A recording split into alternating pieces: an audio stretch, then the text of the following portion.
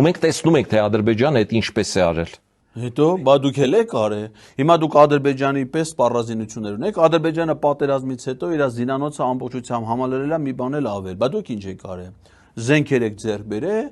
հա, նոր սպառազինություններ եք ձեռք բերել, հավասարվել եք Ադրբեջանին, անվտանգություն եք ապահովել։ Շնորհակալ ենք, հա, պարոն Հոպլո, շատ լավ անվտանգություն եք ապահովել։ Խաղաղ երջանիկ ապրում ենք մենք հիմա։ Ոչ մի վտանգ չկա անվտանգային։